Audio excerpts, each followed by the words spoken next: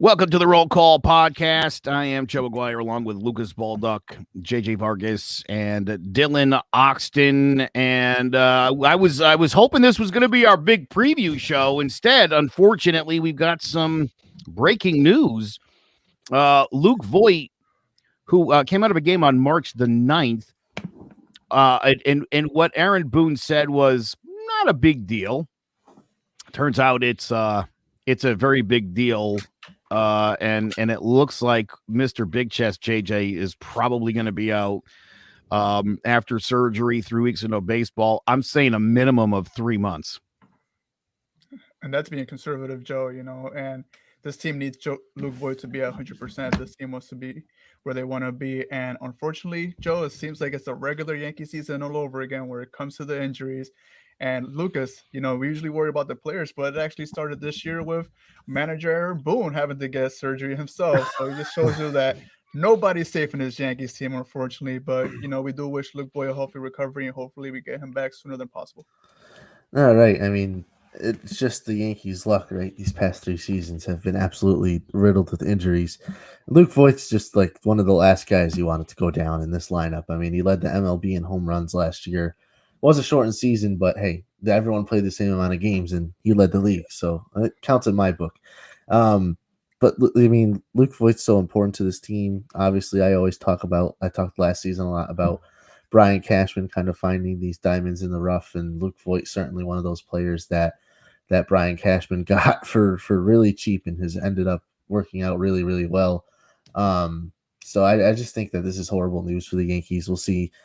Obviously, Jay Bruce is going to be playing some first base. We know he made the team. We were worried when we first heard that Jay Bruce made the team that Mike Tauchman might have been sent down to the minors, but Mike Tauchman also made the major league roster. So we'll see what Jay Bruce brings to first base, and hopefully he can use that short porch to his advantage, because in the end, that's why he's here. JJ, good point, by the way, bringing up Boone. I wasn't even thinking about that. I mean, that's crazy to think about. Dylan, let me ask you this. You were the one that literally just told us that, and like Lucas just said, initial thoughts were all Tauchman's out. What are you reading? Brian Hoke broke this story, I believe. What are you seeing? What's the latest from Mr. Hoke? Well, right now they're currently engaged in a Zoom conference. Aaron Boone is with Brian Hoke and the rest of the Yankees media. Jack Curry actually came out with the whole Jay Bruce, Mike Tauchman thing. And yeah, I'm not all that pumped about Luke Voigt going down, but I am also not all that concerned for him being out 3 to 4 months, because our GM, Brian Cashman, he constantly does this every year. He builds depth around this organization. There will be guys to come in and step in. DJ, you could just slide him over to first. He'll play more than adequate first. We know DJ's got that bat.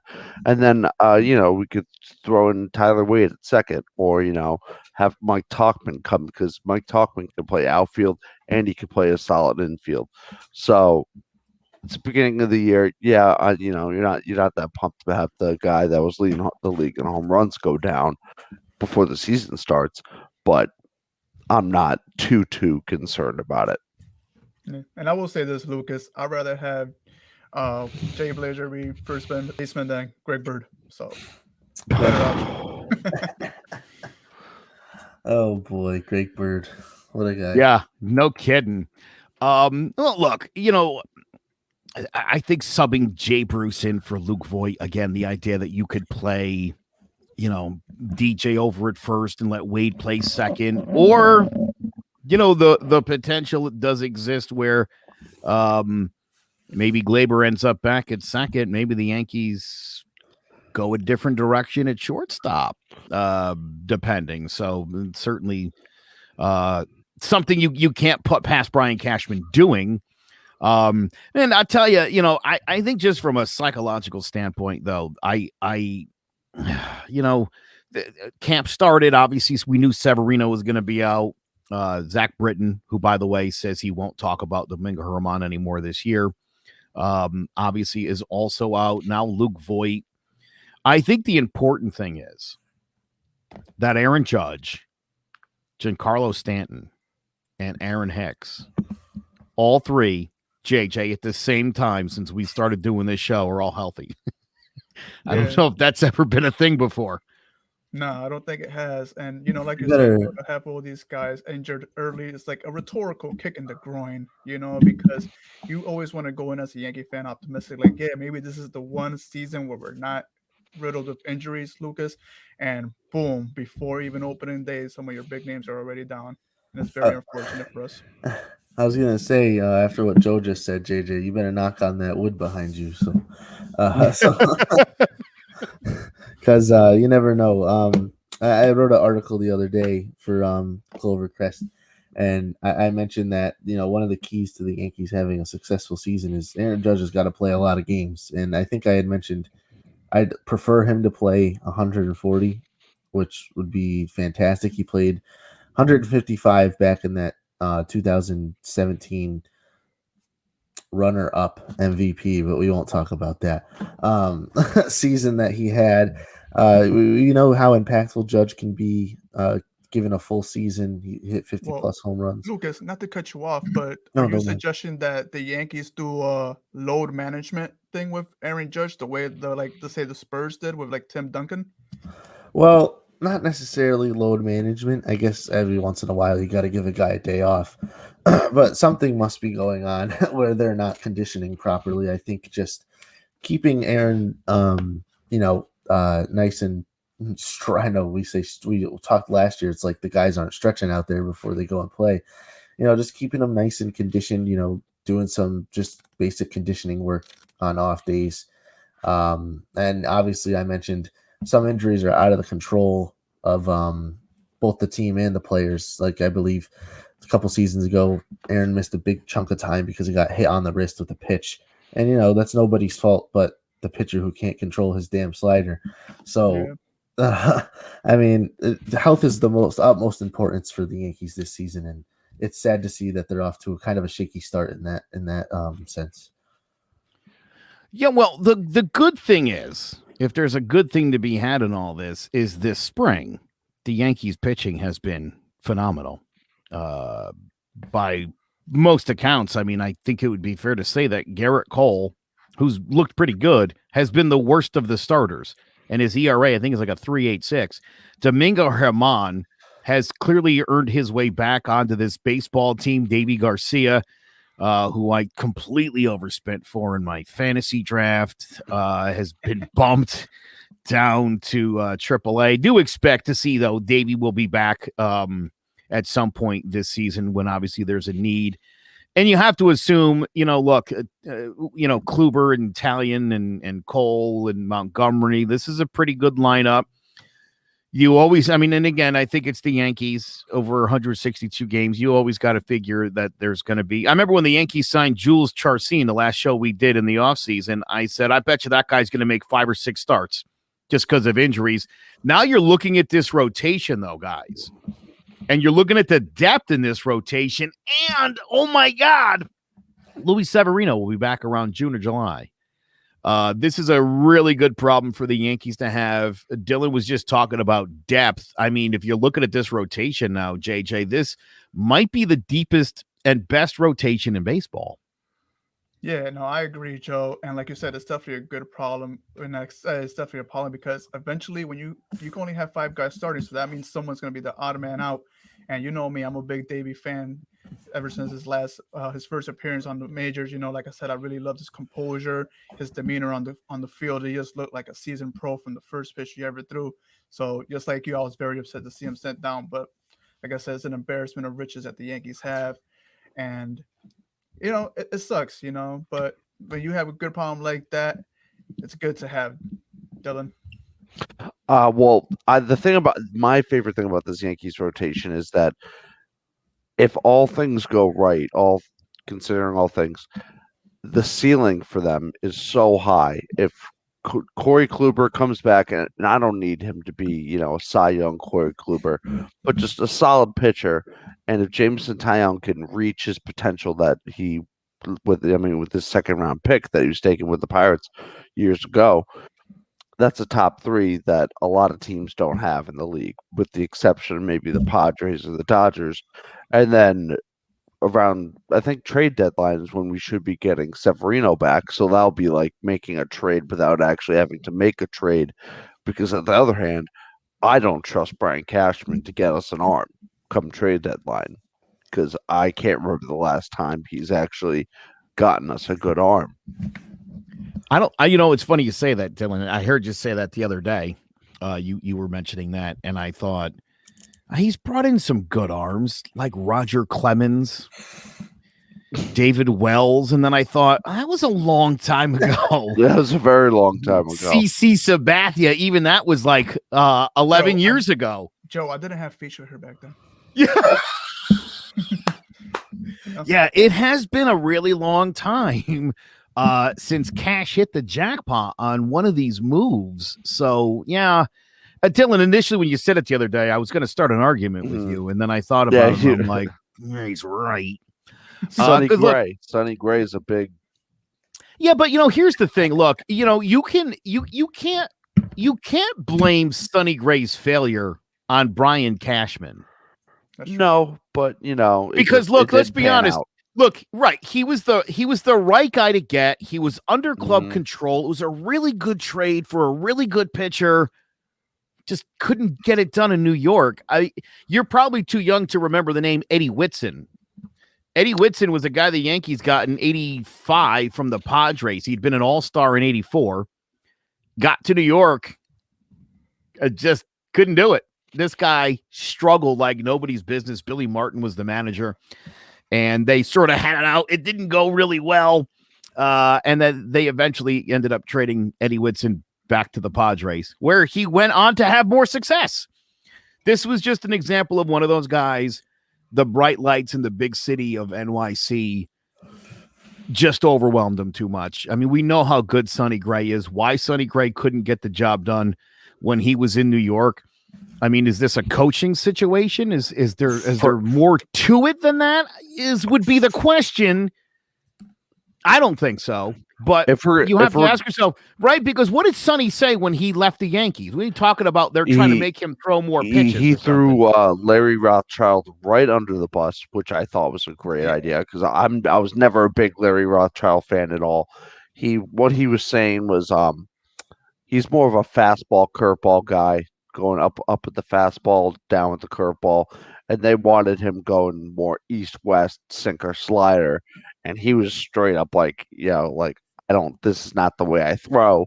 And Larry Rothschild was like, well, this is how we throw at here at the Yankees, so this is what you're gonna have to do. And he just was never about it, didn't like it, and it was obvious he got rocked. But now that he's in Cincinnati, he's like a ace or a one or a two over I there. agree with you, Dylan, in that aspect, because if you go out and you go get a guy, you get it because you like what you saw, what he did. So why bring him in and change what he did good? You're not getting the best product of the guy you got. And here in the roll call, we've always mentioned about how the bright lights in the city and pitching in pinstripes is just different for these pitchers when they come here.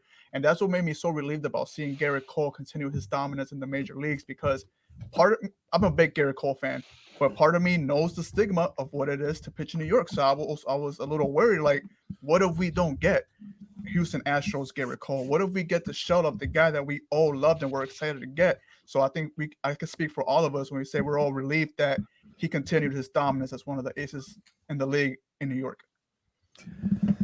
Well, that's got me thinking about another guy then. The guy who will be catching Garrett Cole on opening day. Kyle Gashioka. Dylan, first show, taking your shots already. I like it. I'm a Gary defender. The Yankees did announce Gary Sanchez will be the starting catcher. And I take a lot of flack from people because I am a big Gary Sanchez defender. But you were just talking about this with Sonny Gray. The idea of, I just want this guy to do what he does. Stop screwing with him. Stop tinkering with his catching. Just let him play baseball like he used to do before you started screwing with him. Maybe he'll go back to normal, or maybe he won't. And if he doesn't, doing it his way, then get rid of him. But if you're going to keep changing and making this guy learn new ways to catch, and now he's in there because now it's all in his head. Now he's trying to figure out how to hit. right? We know what a great hitter this guy was. I don't understand all the tinkering with this guy. I think that's 85% of the problem with Gary Sanchez. And he got off to a good start in spring training, JJ, but he's already back in the 190 zone and already got the haters all fired up. Yeah, and I'm not surprised. I don't think any of us are ever going to expect Gary Sanchez to be a 300 hitter because there's no evidence there to back that up. That's just not his game. But what we do know is that when he's on, he's arguably the best catcher in the league, Lucas, and that's undebatable. So, like Joe was saying, don't get into the guy's head because, when you're having a 90-something fastball coming down your way, you don't have a second to think about it, Lucas. So just let Gary be great and let him be himself. Yeah, you mentioned when Gary's on his game, he's one of the league's best, and there's not a lot of catchers these days who can hit home runs with the power that Gary Sanchez does, and with the consistency that he used to do it. It's sad to see that he's kind of fell down this slope that seems to be never ending. Seems to get worse every season for him, but I think it's right that the Yankees only give him this one more chance this season. But the thing is, too, even a bad Gary Sanchez, I feel still falls in the top 5. But that just shows you the premium at the position, Lucas. Mm-hmm. That's true. And one more thing I was going to say about Gary Sanchez, I was talking about the article I wrote the other day about how I wanted Judge to play 140 games. Another thing I wanted to see was Gary Sanchez at least hit 235 on the season. I mean, I feel like that shouldn't be that hard for someone who's considered an elite catcher. So seeing just a tad bit more consistency out of Gary Sanchez would, I think, bolster the Yankees' chances of making a deep playoff run by so many times you wouldn't even understand. I mean, as long as he's not hitting 160, I think we'll all be okay with it. One thing that I really that's been bothering me about Gary, and which is when people are attacking Gary when I defend him, is that the past 3 years, I don't know if we've had 3 different catching coaches, but he's been told 3 different ways to catch behind home plate. One, they were like, put your hand behind your other hand when you catch, put one knee in the ground 1 year. Another year is, don't worry. They were like, don't even worry about blocking the ball. It's like, well, how about you just let this guy, go out there the way he was catching back when he was in 2016 or whenever he was a prospect. We don't need him to be, Pudge Rodriguez behind the plate or Yadier Molina with the gold gloves. We just need him to hit. Yeah. Sure. So, listen, when he was a decent catcher, throwing runners out, right? Not a great framer, but he was throwing runners out, struggling to block balls, but he was hitting 270 with 35 homers. I like you said, the 2016 version, Dylan, I think any one of us would be happy to get, because that's the guy we all fell in love with. And I think we all know that. I mean, again, that wasn't a fluke. That happened because he's immensely talented. And I really do think it, JJ, I think if they just let this dude play, I think things would start to get better for him. I really do. The ceiling is too high on this guy for people to give up on him. Yeah, and I think Dylan made a great point with the 3 catching coaches. And you know what he showed? He showed that he's very coachable, Dylan, that he listens to what people say. They say, oh, have one hand behind your back. I got it. Put one knee on the ground. I got it. And I think that's a very important quality that a player could have in this league, is showing the ability that you could be very coachable, because everybody wants a player that will listen to their coach. And it's just unfortunate that he's been going through this himself, because like we all said, he's a top 5 catcher at worst in this league, Dylan. And we just always want to see the ceiling for him instead of the ground, which is very, very, very low, as we've seen. See, these 2 guys know me, Dylan, before you go for a second. Mm-hmm. These guys know me, and, we've talked like ad nauseum about Gary Sanchez. And, again, the idea that all they keep doing is tinkering with this guy. And I just think, like JJ just said, he's coachable. I hear fans often refer to him as lazy, and I'm like, have you ever heard anybody with the Yankees call him lazy? They're like, this guy works his ass off. This guy wants to be great more than anything. Mm-hmm. If you're pissed that he hit a $190, how do you think he feels about it? He was embarrassed. There was that whole controversy after the season that we addressed here where He said he wasn't sure why he was benched. People like, what are you, an idiot? Because you're batting 190, you can't catch. No. What he said was it wasn't explained to him specifically. It's this or that. That's why you're benched.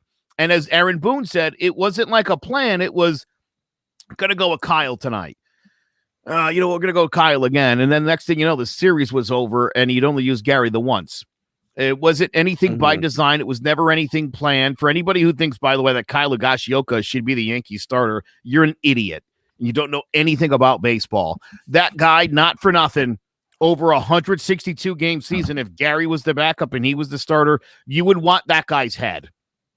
Straight up. By the end of the season, you'd want his head. He's not a starting catcher in Major League Baseball. Well, there's a reason for that. Exceptional backup. The Yankees are very lucky to have a guy like Kyle Higashioka sitting back there. They really are. You got to get Gary right, though.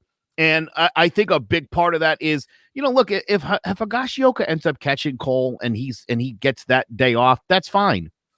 To me, it would make sense, too. I mean, right? Gary speaks Spanish. So Domingo German's got to be his guy for one. I mean, right off the bat, you think just from a communicational standpoint, I think Corey Kluber could throw to anybody, Montgomery's been around. Obviously Gary knows him very well. I mean, to me, the Yankees starting pitching, as good as it is, these guys have been around Gary. They know Higashioka. Again, whether Cole prefers one over them, whatever. If that's the start Higashioka's making, Sanchez could certainly DH in those games. Certainly wouldn't mind getting a little thunder off the bench. I would honestly love to see Gary get some more DH at-bats and get Higashioka into the lineup on occasion because he is a good backup. And it would allow Gary to utilize just the bat and the focus on hitting for an entire day and not have to constantly play the pass balls and the wild pitches and he doesn't need that. He just needs a clear mind. He needs to see that ball. That's the other thing. He tweaked his swing. He played winter ball, tweaked his swing, got off to a great start. And again, he's struggling because again, he's learning something new. Just play baseball. My favorite thing about the off season is the winter league that Gary goes to, and I always see on my Twitter feed, I just see Gary and like the Dominican hitting like bombs on like this field against all these other Dominican players, and I'm like, maybe Gary's gonna come back and maybe hit 45 this year, but that's yet to be seen. But it's interesting that you bring up his work ethic and how Yankee fans kill him for it. But 2 days ago, CC Sabathia was interviewing Gary on his podcast, and he was just saying to Gary, he's like, look, man, you go way too hard on yourself when you're not performing. There's some days where you just got to go in and be like, hey, I had a rough day, get back at it tomorrow. CC was explaining to his listeners that Gary's not that kind of guy, that Gary will go back to wherever he is, his apartment or hotel room, and he'll get pissed off about going 0 for 4 or a missed ball or something like that.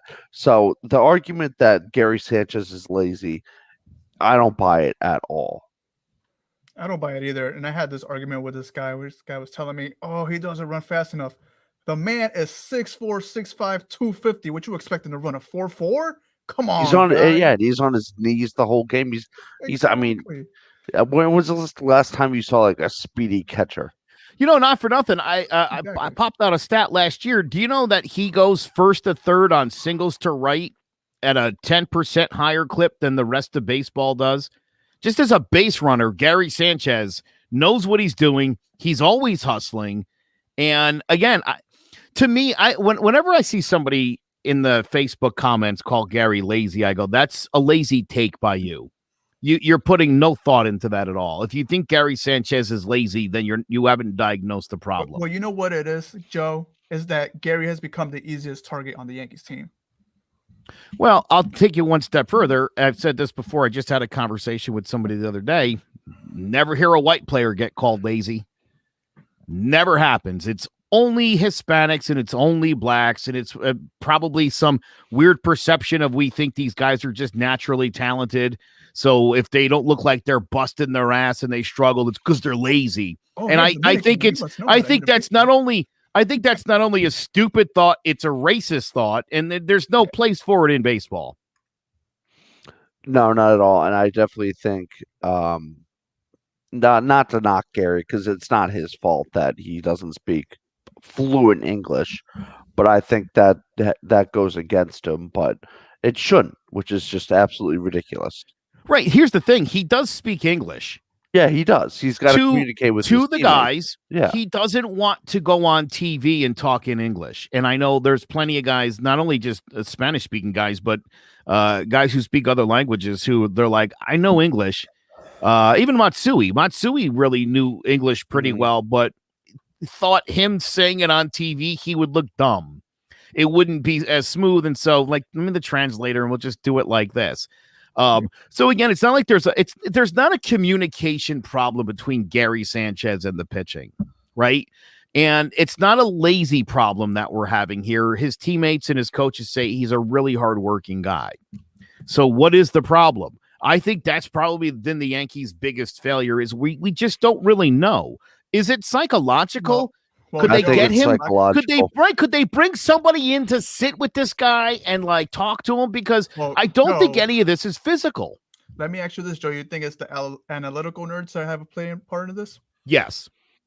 I think specifically JJ when they readjusted him to catch smaller, that was all analytics in mind. Try to get more strikes for your pitchers. Sit on the corner. Dylan, right? They started doing the drop down on one knee like he's Tony Pena in the 80s or Bo Diaz. Nobody catches like that anymore. I remember doing that in Little League just because there were literally two major league guys that were doing it, and I thought, this is dope. It is not a good way to catch. And when your best strength is your arm, it hurts you throwing runners out. So not only are you making him catch the ball, receive the ball in a way that's uncomfortable and different for him, you're also setting him up to not throw runners out because now he's not in position to use that amazing arm of his to throw runners out. So now you're screwing him on 2 counts. Then he goes into the dugout when the inning's over, having not thrown out the runner, having not been comfortable all inning with the receiving of the ball, and now you want him to go get a hit. Good luck. Yeah, and we talked about this multiple times, Lucas. How the way that Gary Sanchez just whacks up like a whack-a-mole and catches guys with a 90-mile-per-hour fastball at second base, and how amazing that skill is. And when you do that, you're definitely limiting him from the best player that he can be. Yeah, no, Gary Sanchez has, like you said, one of the most explosive pop times in baseball. I mean, he gets that ball to second base and the snap of a finger. It's ridiculous. People don't run on Gary Sanchez. I'll tell you that right now. And if you do, you'd be foolish. Yeah, you're a fool because now I'd say 9 times out of 10, Gary's going to gun you down at second. So it'd be nice to see Gary Sanchez's game just come full circle this season. I think I really like him. I really liked him ever since he came onto the Yankees and had that explosive first little 50 or so games with us where he ended up hitting over 20 home runs, which by far one of the most impressive things I've ever seen in sports. So I know Gary has it. I'd love to see him put it all together, and I know that it would help this team tremendously. And Joe, just to touch back on the point that you were bringing up about Yankee fans wanting Kyle Higashioka to play 162, I also hear just fans being like, "Oh, I wish we never got rid of Austin Romine." What are you guys talking about? Right. If these guys were good enough, they wouldn't be 32 and be backing up people. Right. They would have been starting catchers, not backup catchers. It's funny. The year Sanchez missed some time and Austin Romine started, there was a lot of people the first couple weeks he was out that were like, "Yeah, man, Romine should be." By the end of that run, people couldn't get Gary back fast enough. Because when playing every day, it didn't take long, right, for Romine to be exposed as a guy who's not up to the task of being a starting major league catcher. It's a very special thing. Romaine lettuce, Rogaine hair products. It doesn't matter. He's not Gary Sanchez. It's just what it is. And there's very few catchers nowadays. You see a lot more catching by committee, with Yeah. most of these teams, just like how the NFL has gone to running back by committee. Yep. It's the MLB is I can think of maybe 10 guys that go out there almost every day catch for their teams. So, you know, Gary Sanchez is a rare commodity, and I think he has the potential to be a top 5, or if But- not top 3 catcher in the league. By the way, speaking of injuries, obviously we know Voit out. We know right now Sevy's out. We know Britton's going to be out for a little bit. Corey Kluber has looked fantastic. And he said they asked him how the recovery, the rehab's going. And he said this is everything we could have hoped for. He feels like he's right back where he needs to be. I was just reading earlier today. A National League scout said if it were him, he would actually pencil Domingo German into the 2 spot. He said, I think this is a National League scout said he's got the best stuff on the Yankees outside of Garrett Cole. That it's better than Kluber's. Kluber should be sitting at 3, and Kluber's look great. I mean, Kluber clearly, if you watched any of his, he looks fantastic, man. So we'll see what happens there, but you know, Kluber, dude, this 1-2 punch for the Yankees, and again, I think if you consider, you know, if German is as good as he's looked in spring training. And we know how good he was in 2018 before all the nonsense started. Yeah. I mean, that's a big 3 right there. That's going to get great results. Yeah, and I agree, Joe. I definitely do with Kluber, and you got Cole, and if you get a good Domingo German, you get a Luis Severino back. You know, right now the Yankees are in a good position with their starting rotation, and especially within the division, because Blake Snell is now a Padre, so we don't got to worry about him now back in Tampa Bay. And we got word earlier this week that Eduardo Rodriguez for the Red Sox has a dead arm injury. He's going to be out for a while. And Chris Sale also is not going to be back for a while. So you're talking about your big competition right there, all missing mercenaries in their starting rotation. So that really puts the Yankees in a really good position to win this division as champs, as they should. That Erod news is news to me. I did not hear that. That's big. I was But, just gonna say, I'm just reading some of Brian Hoke's tweets. Clark Schmidt is apparently down and out with the 60-day IL right elbow strain. And it's also announced that Jay Bruce is going to be the starting first baseman. Jose, I get what you're saying. 1 inning last 2 years, that certainly doesn't inspire confidence. You're talking about the guy was one of the best pitchers in baseball. And if you've watched him in the spring, he's been dynamite. He looks and feels physically where he was when he was at the peak of his game. So again, who knows? Who knows how this will shake out? Who knows how Corey Kluber will do in New York once the bright lights in the big city hits and when they start bringing fans in. But from what we've seen so far, performance-wise, just literally watching these 5 guys pitch in the rotation. Again, Deivi Garcia, they're getting sent down. That tells you all you need to know. Jose does bring up a good point, though, for concern. He has only thrown 1 inning in 2 years, but at the same time, he's had a lot of time to rest that arm. And when it comes to spring training, when it comes to pitching, Joe, I said this the other day with our class, I put a lot more stock into strong spring training pitching as I opposed to strong spring training hitting. And Corey Kluber's never been that guy, you know, that's touching, 95, 96. He's always been sitting around 93, 94 when he was winning his Cy Youngs and when he was winning all those games for the Indians. So him sitting around 90, 91, I'm not too concerned at all. As long as his control is there, he should be A-okay. I think he could probably get that speed ramped up. Well, that's a couple miles an hour by June. I think he should be fine. Again, look, you're talking about a guy who's a pitcher, a guy who really knows his craft. If I'm concerned about anybody, I'll be honest, it's James Talion, because I think this is a guy who, I mean, we're talking about unleashing potential that I don't think he's ever actually unleashed at any point. This is a guy who's been a lot of hype, a lot of promise, and never really paid off. So to me, he's a bigger wild card. Like, I feel like I could pencil Kluber in for 12 wins, 28 starts or so, assuming nothing horrible happens to him. To me, James Tallion's the guy where I'm like, this guy could go like 5-10, or he could be 15-5. I have no idea. He's looked great in the spring, but again, I don't want to over evaluate a spring training start. All I could do was look and watch the way these guys are throwing. And it's been a lot of lights out action. So I feel good about that. Sander did ask a really great question. One that I do think needs to be brought up is, are we worried about Aroldis Chapman?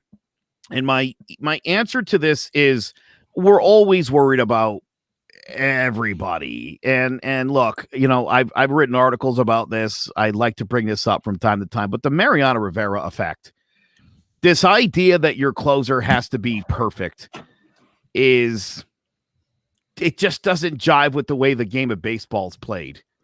Yeah. It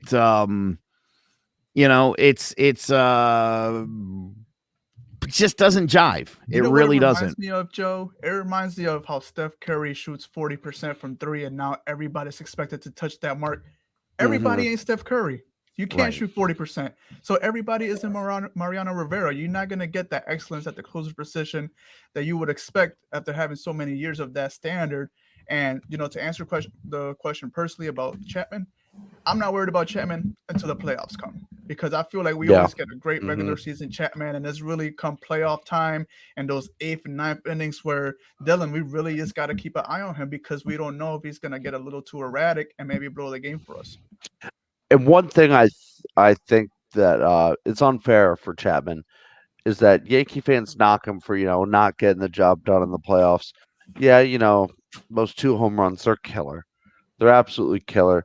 One, one of the Astros, I don't put too much stock in because I secretly think they had beepers on them, but that's another topic for another day. And the one last year against the Rays, that was brutal. But other than that, he's been a consistent, solid closer for the Yankees for the past 5-6 years. Where else in MLB do you have a closer that's as consistent as him? Well, for that team, Dylan, because the last couple of seasons, the last thing we remember with Chapman are those walk-offs, my man. It's the bad taste in your mouth, and suddenly, you forget everything the guy did all year. You make another good point, Dylan. I mean, it's like you could ask the question, well, who would be the closer? Maybe the next best closer in the American League is Zach Britton, who is on your team, obviously hurt right now, which to me only solidifies the idea that Chapman's job is not anywhere near being in jeopardy. He is probably still the best closer in baseball. If not, he's top 3. And I think when you're talking about consistency going over the last, 7, 8, 9 years, who else has been doing it? We don't live in an era where you got Papelbon and Rivera and Hoffman. You don't have those guys. You don't have guys stringing together 30, 40 saves 10 years in a row anymore. Even that sort of stopped. Yeah. Can you pull up Trevor's question for me? Because I want to answer it. What do I expect from Aaron Boone? A freaking Manager of the Year award, because my man has been robbed 2 years in a row. How many times can you win 100 games? Jesus. First manager ever to win 100+ wins in 2 back-to-back seasons to start his manager career, and he got robbed. So what do I expect? A Manager of the Year, Dylan. JJ, you know why that's never going to happen? It's because of the Yankees' bias in the media. Exactly. And that's Yankee players don't win awards. They don't win awards. And that's all because just the Yankee bias. Miguel Andujar should have been the Rookie of the Year. Aaron Judge should have won MVP. But you want to know why they didn't win it? It's because they play for the pinstripes. Simple. And you could argue Andujar or Gleyber Torres should have won that award. I mean, they were both in the race. Yeah, damn right, Lucas. And what were we talking about? Oh, Chapman. My one thing on Chapman is it doesn't matter to me if he's the closer or the 7, 8, 9, whatever he is, wherever he's pitching. I have confidence that he can fill any role he's put into. So whoever's the closer, I don't think it really matters. I think the Yankees, when healthy, have pretty good back end of the bullpen. So I'm not worried about Chapman. Is my final answer. No. And I think a lot of MLB fans and Yankee fans included don't realize that just the inconsistency we see nowadays with modern relievers. Just to go talk about the team and the other borough, um, Edwin Diaz last year had a pretty okay year, considering what he had the year before that, which was atrocious. But even before he got on the Mets, when he was on Seattle, he was hands down the best closer that year. Hands down. He had like 57 saves. He was lights out. And he had just a remarkable year. He's like 22 or something. And then his first year with the Mets, he's probably one of the worst closers. So there's a lot of relievers throughout the league that are up and down, up and down. And that's just how it is. That's how it was with Adam Ottavino before Adam Ottavino with his first year with the Yankees. He had a pretty rough year with the Rockies. And I remember when we got Adam Ottavino, I was just like, why the hell are we bringing this guy in? His ERA was just a 5 in Colorado. What is it going to be here at Yankee Stadium?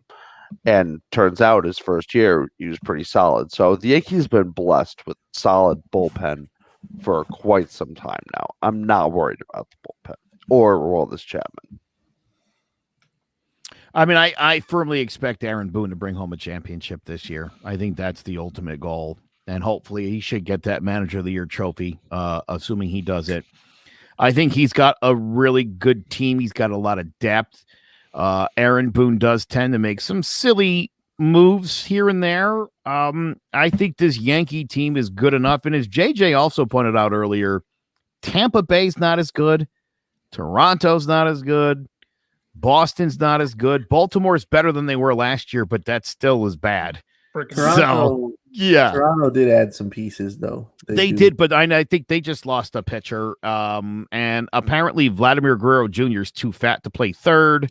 So they're a mess. They got a lot going on. I feel like the Blue Jays trying to piecemeal a pitching rotation together, I never think is the right way to go.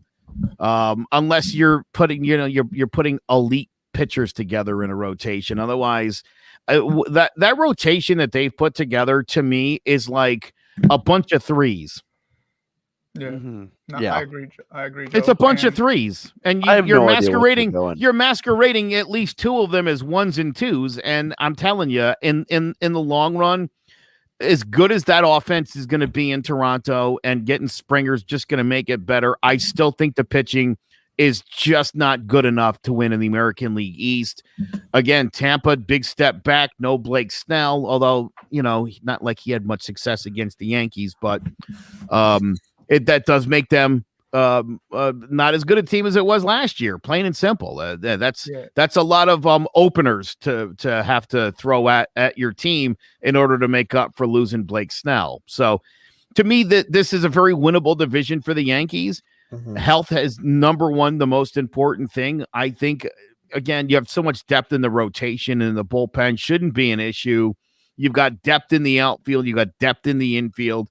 To me, the biggest question mark is going to be Gary Sanchez, and whether that is something that is going to work itself out this year, or if we're going to have to struggle through a season of Gary being what he's been the last couple years, and whether or not that impacts this team into the playoffs and down the stretch. So that's it. That's the way I see it. Well, And it was funny that this off season, when a topic was, what are we going to do with Gary Sanchez? I wanted to not get rid of him, but I kind of wanted to sign like maybe a veteran like Yadier Molina to not start over Gary Sanchez, but kind of play side by side with him. Teach him up a little bit, give him some time off, take the load off Gary. But he just wasn't a fit. I would have liked Yachty, but I'm ready to roll with Gary. Yeah, I'm gonna disagree with you, Dylan, because you don't sign a Yachty to not start. He has to be your starter by default. And I understand your premise. I like the idea, but that's just not the world we live in. When you sign a guy like Molina, he got to be your starter, especially like if you have questions at catcher, he has to be your answer. But to piggyback off what you said, Joe, my biggest question necessarily isn't Gary Sanchez. It's what it always is for me, is health. Can this Yankees team just stay healthy for a whole season? Because it really comes down to that. That's really what has been the limiting factor to this team's success. And for the first time in our history, we didn't win a championship in a decade, Joe. And that's depressing to us Yankee fans. So I think I speak for all of us when I say, let's start 2021 with a championship, baby. Yeah, we gotta get a ring one of these days. The time is ticking for our I think our window. It's still very open, but it's on the downward. It's closing ever so slightly, maybe an inch. It's closed, but I certainly think that we still have a very bright future ahead of us. A lot of young players still on team-friendly contracts. A lot of paydays to come, like Joe always talks about. But I think we're in a very good spot right now, and I think, like JJ said, 2021 needs to start with the championship. Well, I will tell you this, Lucas. A few years ago, this team was way ahead of schedule, and I think that this is the year where we show that we're on schedule now. And it's really like championship or bust, as it always is. But I feel like this is really the year, especially a guy like Garrett Cole in his second year in the system and all the moves have been made. We got to do it now, Joe. It's now or never. Yeah. It's funny. We've been talking about this for a couple of years, that this team was close to contending, and then it became a contender, fast tracked, a lot sooner. And then the last 2 years, we've been telling ourselves, like, yeah, this is when they were actually supposed to be this good, and all these other opportunities that was all sort of bonus stuff. And now we're at 2021. Well, in all fairness, we got bounced by some cheating ass Astros. But that's for another topic. No, listen, you know how I feel. Yeah, I'm with you there. I mean, again, not to sound like a big crybaby, but I do feel like, yes, like you do, the Yankees totally got robbed. And I really do think that's, in the grand scheme of things, man, it's so unfortunate because you'll never get that back, and we'll just never quite know what that could have been or would have been. I think if you're Aaron Judge, right, maybe Aaron Judge never ends up winning an MVP. Wouldn't that be a real bummer? Knowing that he had the rookie season he had, and that they somehow found a way to give it to somebody else. Yeah. But I think this is it. I think this is the year. I do think Yankees, Dodgers, or Yankee Padres would seemingly be the most obvious World Series to predict at this point. Everybody's pretty crazy about them Padres. You guys love those Padres? The Dodgers. No, not at all. A step ahead. Yeah, Dodgers. I'm not really worried about the Padres, but the Dodgers are definitely someone to keep an eye on. They just keep adding star power, and it's going to be hard to beat them in 7 games. I want to touch on Sanders' comment that he just brought up. I am still very worried that the Yankees bats will get cold come October. We've seen it way too many times. It's never been the pitching's problem, which was always the problem back like in the early thousands with the Yankees. We could never get the pitching was always an issue. It was never the hitting. And now we see this run in Yankees playoffs, we just can't hit. We just can, like, when it comes to October, it seems whenever we run into the Astros or a team like in the division series, we just can't hit the ball, and that's got to change. We need clutch ABs. We need everyone to be healthy come October time, and we need to hit the ball. Yeah, no, I agree, Dylan. We have a team that averages 6 to 7 runs a game, and then we come playoff time, you're only putting up 1 to 3 runs. That ain't a good look. I mean, I just remember that just a couple games, and I brought this up with Joe when I was talking to him the other day. It kind of felt like I don't know how you guys felt, but when we were facing the Astros in 2019 and we'd have to go up against Verlander and Cole, I kind of felt helpless for the first 7 to 8 innings. I was like, all right, just get on base, just get a walk, get that pitch count up, get these guys out of here. We just couldn't do anything against elite starting pitching, and I just hope we don't run into that again. Because I'm not, luckily, I don't have confidence that we can luckily get we by got Cole on our side that. now, Dylan. Yeah, So luckily, forget about that. luckily we have Cole now.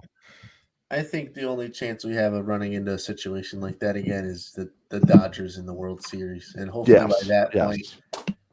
that point, we're a hot enough team. The bats are hot enough. Obviously, having carried us to the World Series, that will be fine. Obviously, you can struggle with guys like Trevor Bauer, and who even knows if he's going to pan out. Like Joe said, I believe we were talking not too long ago, but he thinks that the Trevor Bauer deal is a severe overpay, if I'm not incorrect. So yeah. And then Clayton Kershaw, he only won his first World Series last year. I mean, the guy's been an absolute crap bag in the playoffs as far as I can remember. So I think we just have to get to that World Series, and then it's the best team wins at that point. To me, the other big key is when you get to the postseason, just keep doing what you did in the regular season. Don't bench Miguel Andujar. Don't bench Gary Sanchez. Don't make Deivi Garcia start a game 2. Stick to what worked. I feel like when you get to the postseason, Aaron Boone suddenly wants to be Kevin Cash, and he wants to be Joe Madden, and he wants to outmanage people. And it's like, bro, write the same lineup card you wrote during the regular season and let these boys go out there and play. Because when you start tinkering around and you're not doing the things that got you there, you're making it harder for yourself. Yeah. And listen, bottom line, when you get to the postseason, you get to the division series, the championship series, and the World Series, you're facing elite pitching. And runs are definitely going to be harder to come by. So as long as the Yankees pitching can keep them off the board, this team's plenty capable of scraping together a couple of runs and being able to win games. So I don't worry about their bats going cold. I worry about this team as a whole getting to the postseason and Aaron Boone sort of messing it up a little bit by tinkering around. If you win 105 games this year and you get to the postseason, you're like, let me switch some things up. What are you doing? Just go with what worked and finish it off. And I think that to me is the biggest obstacle for the Yankees, is that Aaron Boone doesn't coach or outmanage himself in the postseason. Yep. Yeah, I mean, I totally agree with you, Joe. 100%. Yep. You're right. Either way, though, I do think these boys are primed for a great season, and I could not be any more excited. Make sure you check us out at clevercrestmedia.com/the Roll Call Podcast. You can hear all of our previous episodes. We're on Facebook at the Roll Call Podcast. We are on Twitter at the Roll Call Show. Instagram, the Roll Call Podcast. Amber Sabathia likes us. I don't know why you don't. So if you haven't yet, make sure you do it. So make sure you visit clevercrestmedia.com, the CMG Sports Network. We've got a bazillion shows. There is a brand new Red Sox podcast that that's just been launched. Yeah, I know we don't like them, but lots of great choices for you. clevercrestmedia.com for about 35 different podcasts and 12 live stream shows. And if you don't like one, start your own. That's what everybody here did. So that's it, boys. The season is upon us. Obviously, the Luke Voit news, it hurts, but could be worse. Yes, his name could be Aaron Judge. So it could have been a lot worse. All right, that's going to do it for us. We are going to be back every Thursday all season long with all the latest news and information and deep dive on the stats like we do. For Lucas Baldock, JJ Vargas, and Dylan Oxton, I am Joe Aguirre. We thank you so much for joining us on the Roll Call Podcast.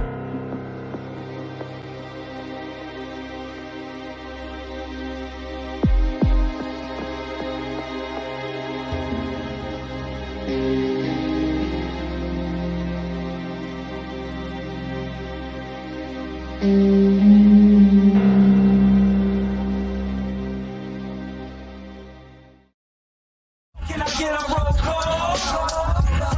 Let's get it on. Hit the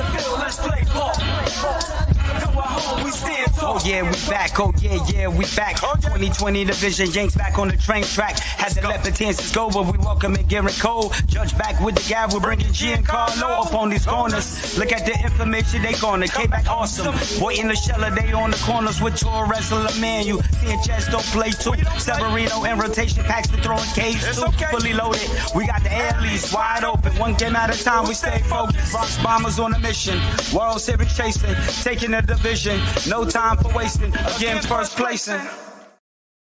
The Closing Time Podcast is back, sponsored by Rocky Hill Accountants. I'm Joe Aguirre. I'll have a brand new co-host, Sanam Salati, who's my broker, my mentor, and my good friend, and one of the most knowledgeable people in Connecticut in the entire real estate industry.